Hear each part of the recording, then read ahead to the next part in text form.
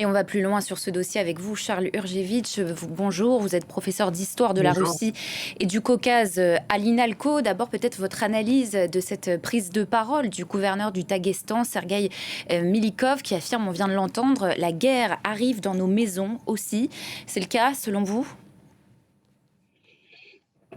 La guerre arrive dans nos maisons,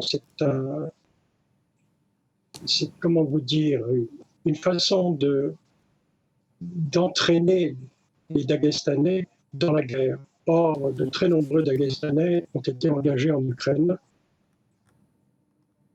Cette guerre n'est pas très populaire dans cette petite république musulmane.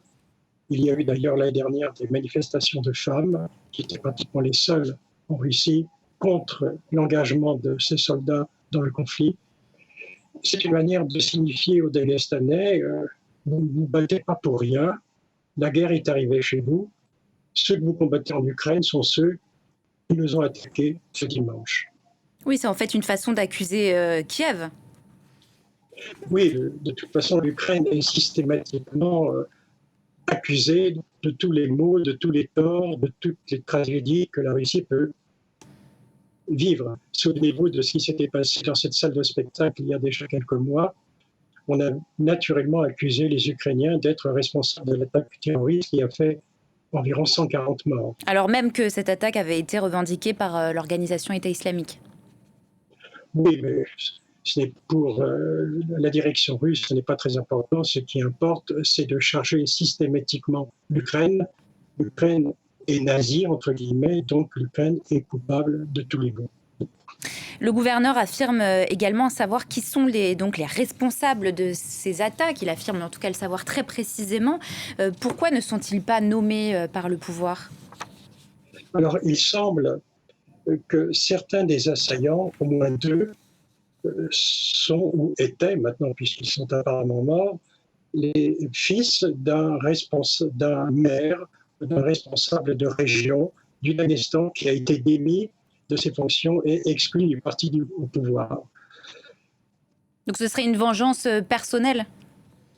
Je ne pense pas, mais je dirais que si cela s'avère vrai, c'est extrêmement grave, c'est-à-dire que l'élite au pouvoir est également elle-même touchée par la gangrène de l'islamisme dans ces petites républiques. Et de l'antisémitisme également. Le Daghestan a été le théâtre ces derniers mois de campagnes anti-juives. Comment vous analysez ce regain antisémite dans la région ? Ce regain antisémite dans la région est extrêmement, je dirais, étonnant, dans la mesure où tout d'abord les Juifs sont très peu nombreux. L'immense majorité des Juifs du Daghestan est immigrée en Israël dès les années 70 et bien entendu au cours des années 80 et surtout 90. Mais le Daghestan ne s'était pas distingué par un antisémitisme virulent. Le Daghestan avait l'habitude d'une cohabitation interreligieuse, intercommunautaire depuis des siècles, et certains Dagestanais vous diraient, à juste titre d'ailleurs, depuis des millénaires, parce que la présence des Juifs est avérée depuis plus de 2 millénaires dans ce territoire montagneux. Et quel impact a eu la guerre en Ukraine justement sur ce regain antisémite dans la région ? C'est une vraie question qu'un certain nombre de spécialistes en Russie se sont posés. Ce regard antisémite est-il le fait de l'État islamique, entre guillemets? Est-il le fait d'islamistes locaux? Est-il le fait de certains cercles au pouvoir au Daghestan qui tentent de dévier la colère, le malaise vers la communauté juive? C'est une question qu'on peut se poser.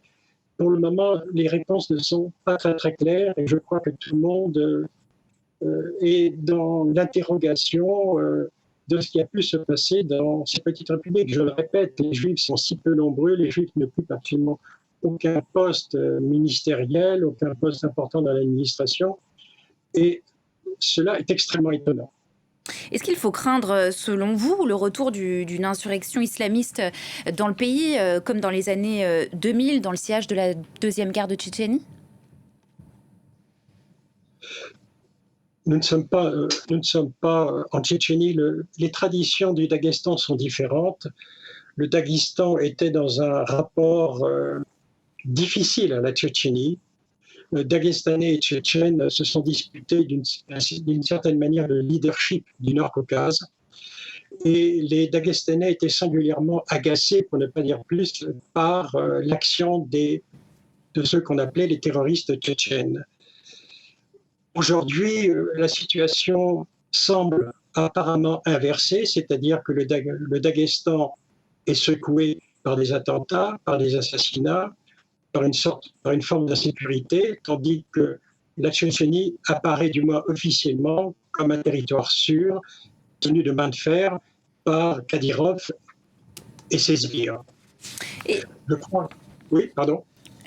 Oui, juste pour clarifier, il n'y a pas de lien que l'on puisse faire entre cette série d'attaques ce dimanche au Daghestan et l'attaque du Crocus City Hall qui avait été revendiquée par l'organisation État islamique. Quel rapprochement peut-on faire entre ces deux attaques Pour le moment, l'État islamique n'a apparemment pas revendiqué les attaques au Daghestan. Peut-être le fera-t-il dans les heures qui viennent. Je ne pense pas qu'on puisse réellement les lier d'un point de vue organisationnel, du moins.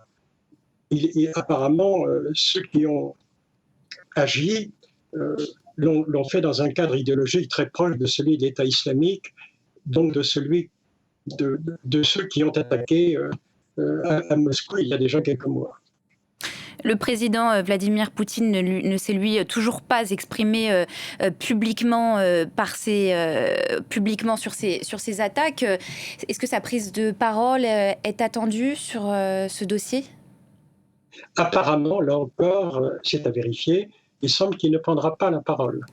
Pourquoi ? Mais c'est tout à fait, je crois, c'est tout à fait dans l'attitude qu'affecte Poutine, c'est-à-dire une sorte de détachement. Il est au-dessus de la mêlée. Il est celui qui intervient afin de régler les problèmes les plus importants. D'une certaine manière aussi, Poutine est interpellé parce qu'il vient de se passer au Daghestan, lui qui depuis des années explique à son peuple qu'il est la garantie de la sécurité, qu'il est la garantie de la tranquillité de chaque citoyen de la Fédération de Russie. Aujourd'hui, il est confronté quelques mois après Moscou à une attaque extrêmement impressionnante, d'autant plus que des édifices religieux ont été attaqués, brûlés, et qu'un prêtre orthodoxe a été assassiné. Mais justement, à quel point ces attaques sont susceptibles d'ébranler le Kremlin, d'ébranler le pouvoir à Moscou ? Je ne pense pas que ces attaques ébranleront pour autant le pouvoir à Moscou. Ils ébranleront très certainement, je dirais, le pouvoir au Caucase, au Nord-Caucase. Le pouvoir apparaîtra comme faible, comme incapable d'assurer la sécurité, en particulier de la population du Daghestan, mais aussi d'autres républiques du Nord-Caucase où les incidents sont récurrents. Il ne faut pas l'oublier. Donc je crois que la population russe dans sa masse va considérer que tout cela c'est une affaire qui se passe au Caucase, qui se passe parmi les populations somme toute peu cultivées, entre guillemets, un peu barbares, et cela risque d'accentuer encore le racisme ambiant qu'on connaît en Russie, en particulier à l'encontre des ressortissants du Nord-Caucase, mais aussi de ceux d'Asie centrale. Charles Urgevitch, professeur d'histoire de la Russie et du Caucase à l'INALCO. Merci beaucoup à vous pour votre décryptage.